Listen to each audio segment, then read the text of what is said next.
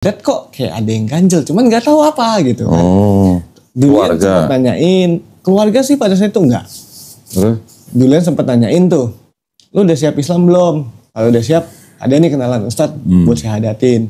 Pas ngobrol sama satpam kampus nanya lebih dalam tentang Islam pun juga sempat nanya juga berapa kali. Udah siap syahadat belum? Kalau udah ada nih yang iniin. Itu jawabannya selalu mengatakan, tar dulu, ini ada yang ganjel dalam hati tapi nggak tahu nih apa.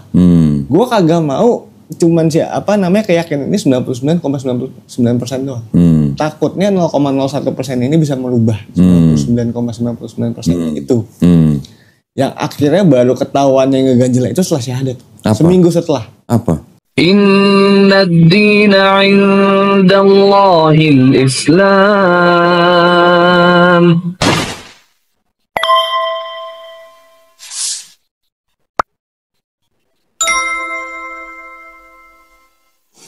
Jadi ibu itu kan udah almarhum dari aku umur 10 tahun. Nyokap? Sama SD. Nyokap udah almarhum. Terus? Umur 10 tahun.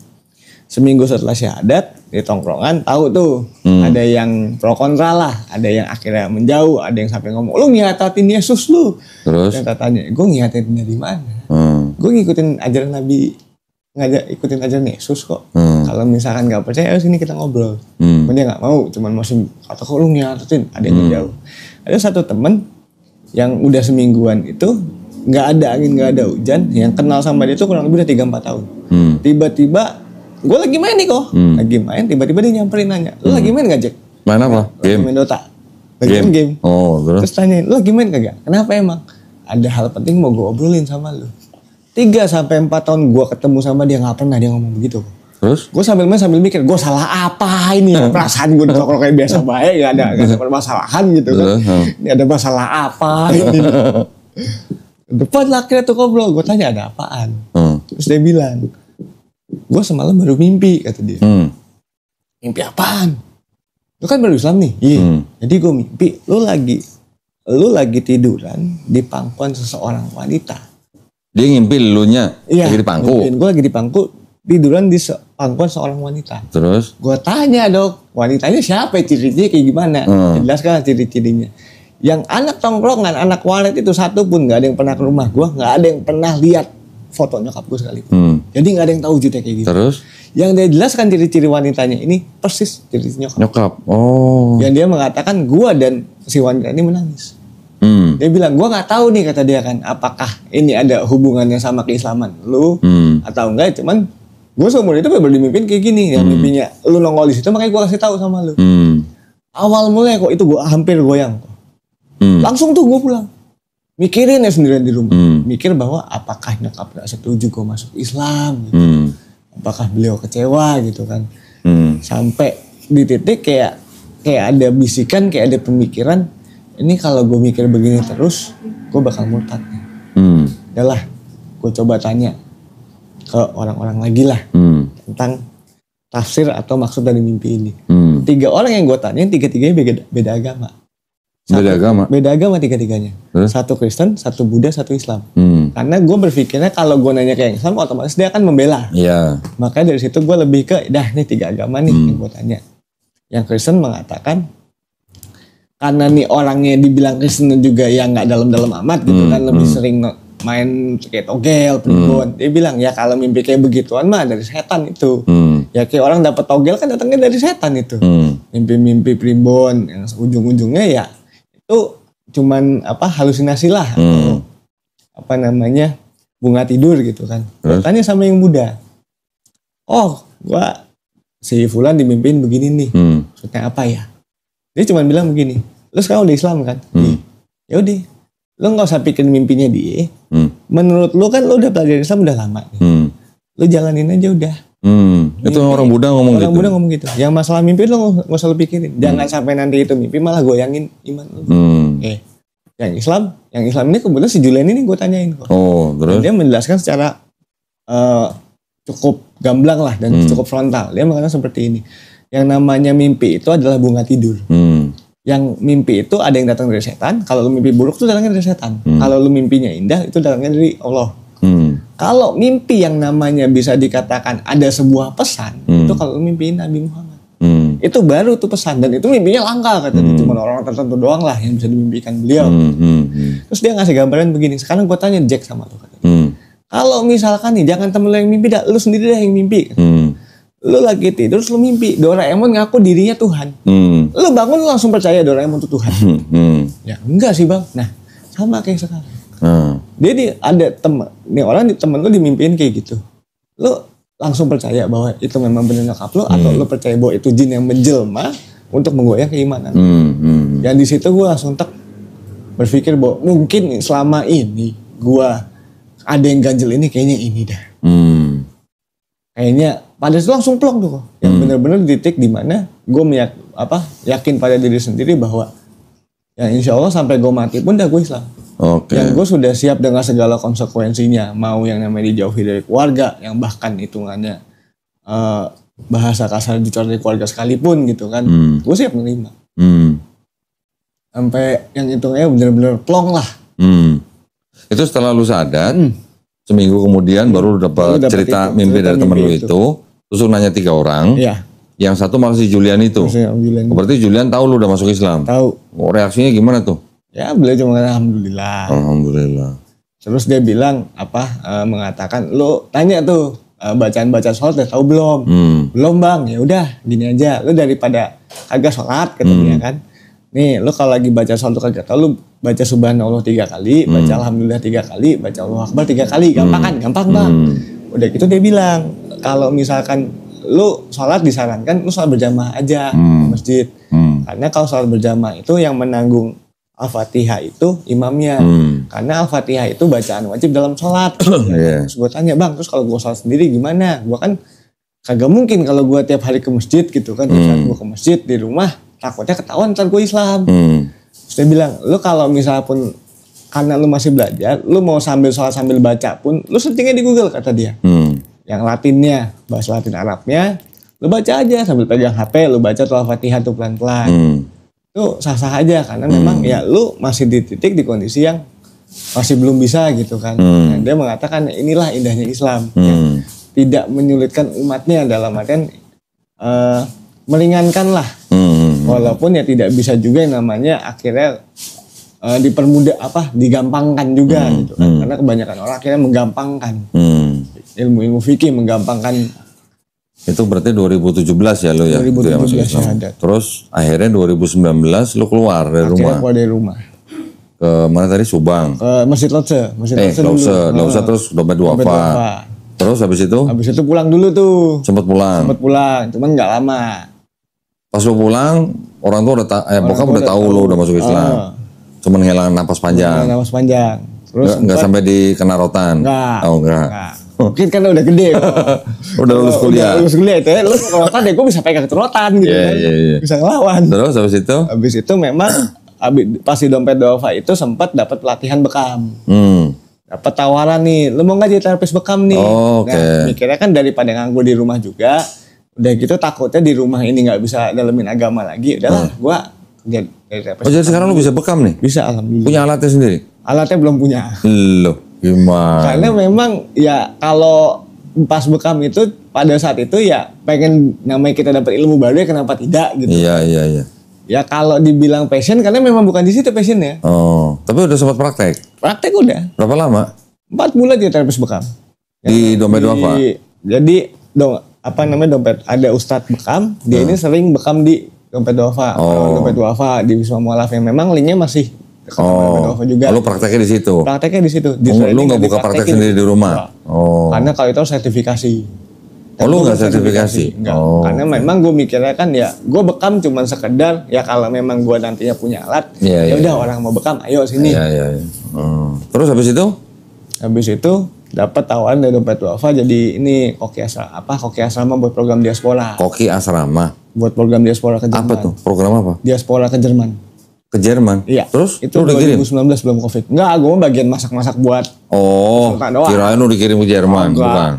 Lu masak doang? Masak doang. Lu pintar masak? Alhamdulillah. Dari mana belajar masak? Memang dari kecil itu udah besar di lingkungan yang bokap udah buka restoran. Di situ tertarik masak, kuliah ngambil perhotelan. Lu bisa masak apa aja? Kalau arahnya lebih ke western.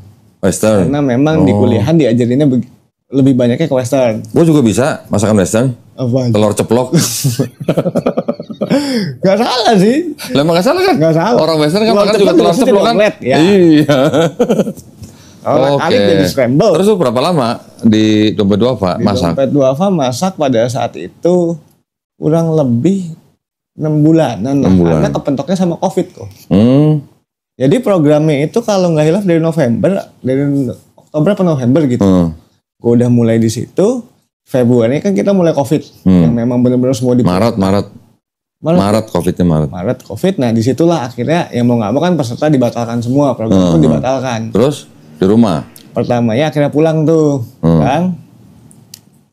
Nyari lowongan-lowongan kerjaan.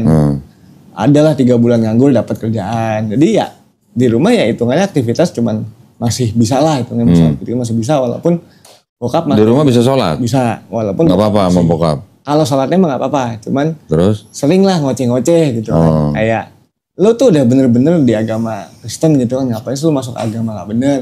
Sering yang namanya kayak melarang. Kalau sebulan 2 bulan pertama masih agak menerima lah. Cuman berjalan deh sebulan, udah agak mulai. Yang memang dulu itu ya gue masih yang namanya menjembunyikan ke umum lah. Karena kan masih menjaga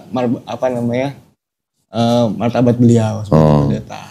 Terus? Habis itu kayak mau Jumatan ya gue nyari masjid yang agak jauh. Biar gak terlalu mencolok. Yeah. Kan. Cuman pas di rumah ya namanya kita lingkungan, bukan lingkungan Islam gitu ya. Ya namanya kalau lagi sholatnya lagi bener ya bener, lagi kagak ya kagak gitu. Yang kerja pun juga kadang yang namanya kita udah kerja mau sholat kepentok, kecuali Jumatan kan memang kita dikasih lah Jumatan. Cuman kalau sholat wajibnya kadang ya kalau lagi imannya lagi bener ya bener sholat, lagi kagak ya kagak sholat kan gitu. Yang sampai akhirnya habis itu bokap ini suruh nerusin usaha. Awalnya gue kagak mau tuh. Usaha apa? Usaha rumah makan, jualan. Jualan Terus? makanan. Gue kagak mau gitu kan. Terus ada temen yang dulunya sama-sama kita mondok di Pesanan Mualaf. Dia itu mau mondok ke Temboro. Mau apa? Mondok di Temboro. Temboro? Iya. Di mana tuh? Di Jawa Timur. Oke. Magetan. Jadi dia tadi ini buka jualan mie ayam gerobakan. Di situ ketemu salah satu jamaah tabligh. Ngobrol-ngobrol. Dia mau ngedalamin agama gitu kan. Dan gue pribadi itu pada saat itu pengen ngedalamin usul fikih. Yang gue nanya ini gue mau ngedalamin usul fikih di mana nih? Itu kan kampusnya di mana? Yang banyak yang bilang lu jangan ambil usul fikih dulu, lu baca fikihnya dulu dah gitu kan. Lu ngambil usul fikih kata dia. Ya mau tahu fikihnya kan belajar usul fikih. Maksud dia itu fikihnya lu tahu tata syarat dulu lah, nggak usah lu tahu kenapa udah terus begini gitu kan. Terus gue bilang gue pengen usul fikih cuman di mana gitu kan. Terus pas temen mau ngobrol mau ke Temboro ngajakin, Jack gue mau ke Temboro nih. Gue nanya mau ngapain bak lo ke Temboro? Mau mondok di sono. Emang ada pondok di sono? Ada. Lo kalau mau belajar usul fikih di situ bisa aja katanya bagus. Ya dah. Kapan berangkat? Dah tuh, atur waktu lah kita berangkat. Pergilah lagi gue dari rumah. Kagak pamit. Ke Temboro, agak pamit lagi tuh. Bener-bener loh. Karena kondisinya gue lagi gawe, tiba-tiba disuruh resign, suruh nurusin usaha. Karena bokap kan orangnya keras, yang hitungannya dia maunya begitu harus diikutin. Ya, karena gue kagak mau nurusin usaha pas itu, kabur lah gue ke Temboro gitu. Berapa bulan di sana? Di Temboro 7 bulan, mondoknya 7 bulan, di Temboronya pas masih mukim di desanya sebulan. Karena gue datang pas masih puasa. Habis lebaran kan baru tuh kita. Berarti lu sempat nyantren di sono gitu 7 bulan. 7 bulan. Santri berarti rupanya. Santri Cina. Lu di sono panggilannya siapa? Jack gitu. Kalau di Dompet Duafa panggilannya Encek. Oncek. Di sana Gak jauh lah ya Jack sama Encek ya. Banyak yang manggilnya, ada yang manggilnya, ada yang manggilnya Encek. Encek. Cuman lebih ini panggilnya Encek gitu kan. Oke, terus habis sono ke Aceh? Dari sono belum. Belum. Habis dari sono tuh pulang dulu tuh 7 bulan pulang. Pulang lagi. Karena yang pertama dapat kabar itu om meninggal, ada yang paling kecil meninggal. Yang gue mikirnya, nih beliau meninggal nih sendirian nih, itu paling sama kakak doang kan perempuan. Kalau ada apa-apa, jauh nih, mau pulang pun kan juga susah. Karena di sana ya HP kita nggak punya. Adapun HP wartel, yang kita cuma nelpon boleh sehari paling sekali atau 2 kali gitu kan ya. Kalau itu pun kalau ada duit ya, kalau kagak ya udah kagak bisa. Yang memang dulu pun. Lalu selama 7 bulan di Temboro itu nggak ada yang ngirimin uang saku gitu? Nggak ada. Hah? Nggak ada. Nggak ada. Mondok di sana ya jual HP. Ada pun ada paling beberapa kali kayak buat beli kitab, buat beli lemari. Siapa yang ngirimin duit? Ada di dompet Dova. Oh, dari dompet Dova. Kita nelfon ke dompet Dova. Start Afwan, kita butuh buat beli lemari nih. Cuman dana kan udah habis gitu. Ada nggak, bisa nggak bantuannya? Ya, akhirnya dapat lah berapa buat kayak beli alat tulis, buat beli lemari. Kalau memang dapat uang saku lebih ya paling buat jajan atau buat kayak misalkan kalau di kelas kan kita ada buat uang hikmat buat ustadznya, uang kas kelasnya, ya kepake lah buat. Lu udah nyantri di Temboro, berarti lu bisa ngajarin Iqro no? Belum. Loh, gue di Temboro pun bisa dikatakan sama ustadznya masih dikatakan dah lu di Iqro aja dulu, walaupun masih di Iqro 56, maksudnya buat lancarin. Karena memang pas baru belajar Iqro itu pas masuk dompet Dova 2012.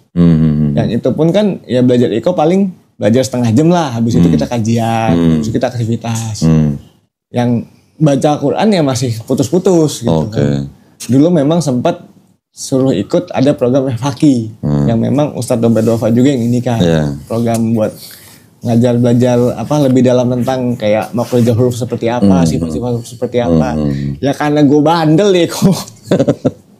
Itu kan dia belajar FHQ hari Sabtu pagi pula jam 7. Lah orang masih ngantuk-ngantuk habis subuh. Itu nggak suruh ikut kajian, gue kadang tidur, kadang ngabur. Aduh elah. Santri apaan begini ngabur-ngabur. Masih bandel gitu kan. Oke, terus dari sono gimana? Pulang lagi? Pulang akhirnya suruh nurusin usaha. Mau lah akhirnya? Mau ya mau kagak mau. Jadi koki? Jadi ya bisa bilang begitu. Jadi bokap punya ruko di daerah Kleo. Di situ jualan mie ayam sama bakso. Mie ayam? Suruh dagang lah di situ. Halal nggak? Halal. Oh halal. Halal. Jadi dagingnya ayam. Oh ayam. Nggak pakai minyak pun nggak pakai. Nggak ada minyak? Nggak ada minyak. Terus? Udah gitu kurang lebih setahun kerja sama bokap. Ustadz dari dompet Dova ini nanyain, nawarin. Bang, aneh punya pondok nih, butuh tukang masak. Ada sebenarnya tukang masak, cuman udah berumur dan ada penyakit jantung juga, jadi takutnya udah nggak sanggup juga buat masak nih, kecapean gitu. Masak sendiri. Pindah lagi. Pindah. Abang mau nggak bang? Di mana? Di Jakarta? Oh di Subang. Subang Jawa Timur. Oh yang di Subang Jawa Barat. Jawa Barat. Yang di Subang ini berarti lu jadi koki. Jadi koki. Yang dia habis kelar masak ya udah ngaji gitu. Dia bilang, "Bang, di sini jangan cuma masak doang, sayang. Sini ngaji kan juga. Yayasan nih. Ambil Bang ilmunya." Sebenarnya kan Abah, ambil ilmunya Abah. Jadi kelar masak ngaji, ikut pengajian. Terus berapa bulan di Subang? 9 bulanan. 9 bulan. Ke Acehnya itu sebetulnya gara-gara perempuan kok. Waduh. Awal mulanya itu kok. Waduh, apa nih? Jadi, pacaran? Ada temen lah kenalin. Gitu kan. Oh enggak, nih ada orang Aceh dikenalin lah awalnya pacaran dan lain-lainnya. Ya namanya kita laki-laki mau serius gitu kan. Ya modal nekat lah gue berangkat. Berangkat lo ke Aceh? Gak bawa duit lagi? Bawa. Oh bawa, kirain gak bawa. Terus di Aceh kerja? Di Aceh kerja. Sambil deketin cewek itu? Ya nyampe sana ya alhamdulillah kitanya serius dia bercanda. Oh gitu. Yang akhirnya ya. Berarti lu di prank dong berarti dong? Bisa dikatakan seperti itu. Ya udah nyampe sono daripada gua kagak hidup ya gua kerja. Gua kagak mau. Terus? Duit udah menipis gitu kan. Yang memang pas di Aceh pun juga gua sempat disyahadatin ulang kok. Di apa? Disyahadatin ulang. Kok bisa? Jadi gua nyampe Aceh yang gua gak punya teman. Kenalan satupun gua gak punya. Nyampe di Aceh ditanyain lah tuh sama orang sana. Kok dari mana? Gitu kan dari Jakarta. Lo kok bisa nyampe sini? Ceritain lah gini.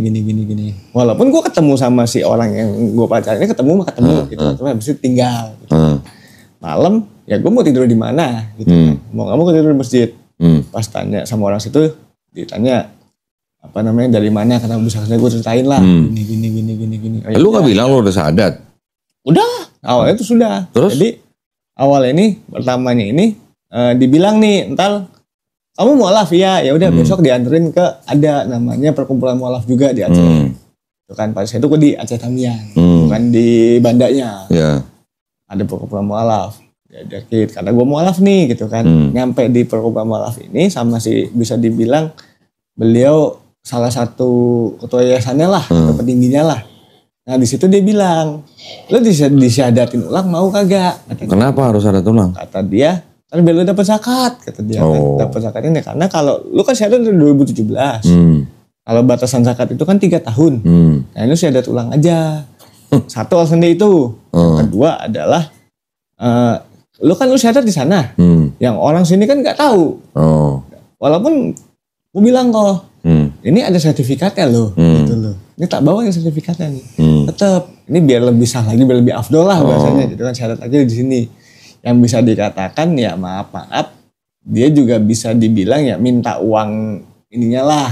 Uang komisi dari zakat itu. Karena sebelum minta zakat kalau cair itu dapat sekian nih. Kalau zakat cair nih, ntar lu dapat sekian nih. Lu syahadat ulang, lu dapat zakat, dia dapat komisi. Ya. Gue minta sekian. Jangan sebut nominalnya, nggak enak. Ya kalau ditanya berapa, ya bisalah buat ongkos pulang. Oke. Gitu kan. Dapat zakatnya dari mana? Dapat zakatnya dari Baitul Mal. Oh, Baitul Mal. Jadi habis diiniin, dia bakal nge-follow up gitu kan. Dia mengatakan seperti ini ya kan, gue hitungannya buat transportasi, buat gue ngurusin lu bolak-balik Baitul Mal ya kan, gue juga butuh biaya gitu kan. Yang gue memang dia pun juga bukan orang punya gitu kan. Yang maksudnya ini gue minta komisi ini atau uang terima kasih ini ya buat ganti uang transportasi gue lah, kata dia kan. Terus akhirnya lu berapa lama di Aceh? Di Aceh 6 bulan. Ya 6 bulan 7 bulan lah. Lu di prank kok lama amat 6 bulan? Karena pada saat itu udah syahadat begitu kan fokusnya kerja. Kerja apa?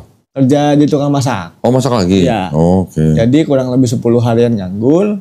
Dari orang situ ada ya bantuin nyariin lowongan. Masak apa nih? Di sana sempat mie Aceh. Mie Aceh. Oh. Habis betul lu bisa bikin mie Aceh? Bisa. Wede. Terus berarti pintar masak nih berarti ini ya. Gitu kan. Terus ayam bakar kayak gitu-gitu. Habis itu memang sempat juga kan gue di sana kan kalau di Aceh kan dia main kopi saling. Iya. Di situ gue belajar juga kopi saling itu kayak gimana sih? Karena kopi sangar. Kopi sangar bisa. Sangar bisa. Sangar tahu nggak apa? Tahu.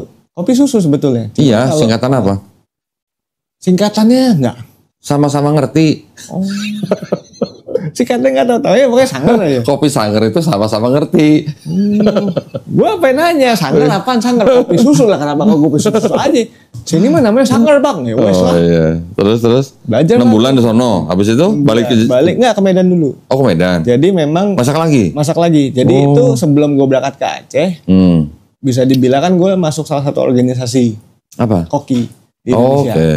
Terus? Nah sebelum gue ke Aceh ini, gue nanya dulu nih ke senior, chef ada ini nggak kenalan di Medan atau di Aceh nih organisasi sana? Kan memang organisasi ini nyebar ke seluruh dunia. Oke. Di Indonesia apalagi gitu kan. Maksudnya daripada nggak ada kenalan sama sekali kan, adanya di Medan. Kalaupun di Aceh ada paling di Banda, bukan di Aceh Tamiangnya gitu kan. Adanya di Medan. Sebelum berangkat ke Aceh pun udah nginfoin, chef saya ada rencana mau berangkat ke Aceh di bulan ini. Ada nggak lowongan-lowongan sekiranya di Medan? Biar hitungannya kalau memang ada lowongan ya akhirnya berangkat ke Medan dulu, dapat kerja di sana biar ke Acehnya ntar pas lagi liburnya, pas lagi dingin. Rencananya begitu. Cuman kaderullahnya nggak ada lowongan. Di Medan pada saat itu. Terus udah ke sono? Akhirnya karena sudah keburu janji berangkat ke Aceh ya udah berangkatin lah ke Aceh itu. 7 bulan di situ baru dapat lowongan di Medan ini, gantiin senior. Oh. Jadi beliau masak di. Jadi berapa lama di Medan? 6 bulan. 6 bulan. Di Medan tuh dia sebenarnya jualan TST. Apa tuh TST? Tes susu telur. Oh, tes susu telur. Jadi kirain STMJ.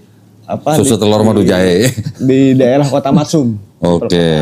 Terus? Nah, di situ memang senior kan jadi bos ini mau jualan kayak nasi goreng kampung, jualan mie gitu-gitu. Nah, dia butuh pengganti. Nah, dia ada tawaran kerjaan lain. Terus? Kira nawarin tuh, mau nggak chef di sini gantiin saya buat masak gini. Oh siap chef. Kapan? Chef kapan bisanya? Tadinya itu mau berangkat itu sebenarnya tawaran dapat di Desember 2023 kalau nggak salah. Nah, kalau pada saat itu mau resign, otomatis pasti ditahan. Mau tahun baru, kafe pasti rame nih, butuh tenaga. Kalau akhirnya coba obrolin, minta di Januari itu pertengahan. Coba tanya, bisa nggak udah Februari aja biar sekalian sebulan. Udahlah biar nggak terlalu mepet juga gitu kan, karena itu kan kita masuk baik-baik, kita juga keluar baik-baik. Lagi udah orang jauh yang bisa dibilang ya modal KTP, modal CV selembar bisa terima kerja gitu loh. Nggak nyari cewek sekalian tuh di Medan tuh? nggak nemu soalnya. Ya karena memang jam kerja pas di Medan itu sore ke pagi. Oke. Setengah 4 sampai jam 2 pagi. Terus akhirnya setelah di Medan balik Jakarta. Medan balik Jakarta. Balik ke rumah lagi. Sebetulnya nggak mau balik ke rumah awalnya. Terus? Cuman karena sempat ngobrol-ngobrol juga lah, nanya sama Ustadz, minta saran lah, gitu kan. Ini baiknya gimana? Awalnya itu nggak mau balik ke rumah, karena kan ada tawaran. Itu ada 2 tawaran di Jakarta itu niatannya ada teman yang mau ada kenalan mau buka kafe, atau tawaran dari senior yang di Medan kemarin ini, Bali bulan kemarin ini ada tawaran dia mau ke Bali, dia butuh tim 5 orang. Oke. Dan saya mau dimasukin tuh kok. Terus nanya-nanya saran lah, yang akhirnya sempet ini mau yang Jakarta mau yang Bali nih gitu kan. Nah, dua-duanya bisa dikatakan ya kalau satu udah KCC kan satu cancel juga nggak enak juga karena sama-sama kenal gitu kan. Akhirnya coba minta saran ke orang rumah kakak tuh. Telepon kakak ini ada. Lu masakannya Western ya? Iya. Gua ada teman restoran Cina. Chinese food bisa lah dikit-dikit. Bisa. Masih ya kalau dikit-dikit masih bisa lah. Cuman ya kalau dunia masak mah hitungannya enggak. Lu dulu waktu kuliah berarti ambil apa? Ambil perhotelan. Jadi di perhotelan. Iya. Perhotelan belajar masak juga? Belajar masak juga. Kalau kampus-kampus lain itu dia semester 3 penjurusan. Kalau gue gak pakai penjurusan. Jadi gue dalamin semua. Jadi kalau waktu lu lulus, lu bisa disebut? Bisa semuanya. Gue mau ke wait bisa belum sebut belum chef. Hitungan sampai sekarang pun masih belum bisa disebut chef. Hitungannya gue lulus ini ya gue mau ke housekeeping gue bisa. Gue mau ke waiter gue bisa, ke FO gue bisa gitu kan. Dapur gue bisa, cuman memang kan lebih dalamnya dan lebih passion ke sana. Kalau yang penjurusan kan ya udah masak ya udah, tadinya hidup mati dapur. Dia dilempar ke housekeeping ya susah, lempar ke susah. Oke lah, itu berarti kan perjalanan hidup lu ya. Terus sekarang lu masih tinggal sama bokap? Untuk sekarang enggak, karena memang udah keluar lagi. Agustus kemarin itu balik ke rumah, balik ke Jakarta. Habis itu bisa dibilang sudah cukup tidak nyaman lah berada di rumah karena sama ada pribadi sama bokap juga. Karena kenapa? Bokapnya ini ngerusuhin terus? Ya, kalau ngerusuhin sih enggak. Kalau secara frontal sih tidak ya. Cuman kalau bahasa gue secara halus kok. Halusnya dalam arti gini. Kayak misalkan ada pendiri gereja meninggal nih. Rumah duka. Bokapnya ngisi. Gue diajak. Judulnya suruh nemenin. Nah gue nyampe sono kan otomatis gue dengerin khotbah. Itu tata acara gitu kan. Ya gue duduk ke belakang baik udah. Yang gitu. Nyampe sono kan hitungannya ini anak pendeta gitu kan. Brandnya mereka ini anak pendeta gitu. Terus itu gue serba salah gitu kan. Nah beberapa kali begitu. Beberapa kali juga sempat kayak tahun baru nih. Ngomong, nih banyak nih makanan datang aja. Makan aja di sini. Ya gue mikir kalau gue datang numpang makan doang agak mungkin anak pendeta datang cukup-cukup numpang makan doang. Suruh khotbah lu? Nggak suruh khotbah sebenarnya kan ngikut ini dulu dong apa namanya kebaktian pelepasan tahun baru gitu kan. Jadi lu ada keluar dari rumah karena papa lu ngelibatin lu di kegiatan di gereja dia. Salah satunya itu yang gue berpikir bahwa apa namanya awalnya gue balik dia mengatakan sudah menerima sampai bilang bahwa semua agama itu sama kata dia. Cuman gak gue ceplosin. Tadi mau gue ceplosin kalau memang semua agama sama menurut lu masuk ke Islam yuk. Iya dong. Kan semua agama sama gitu. Iya. Kan. Mau gitu nah, kalau semua agama sama emang di Islam ada Trinitas kan nggak ada. Itu mau gue gituin kan cuman nggak enak gitu. Tapi kan. Berarti sampai terakhir itu papa lu berarti masih ngajak lu balik ke Kristen. Masih ngajak walaupun caranya lebih halus. Ayat-ayat apa aja yang sering dipakai? Kalau ayat sih dia jarang kalau pakai ayat. Jarang. Cuman terus, lebih ke pakai filsafat. Apa namanya filsafat atau kan banyak nih oknum-oknum apa namanya oknum-oknum yang mengakunya mualaf, yang mengakunya Islam tapi jelek-jelekan Islam itu sendiri. Nah, yang begitu-begitu tuh di YouTube dikirimin ke gue di forward.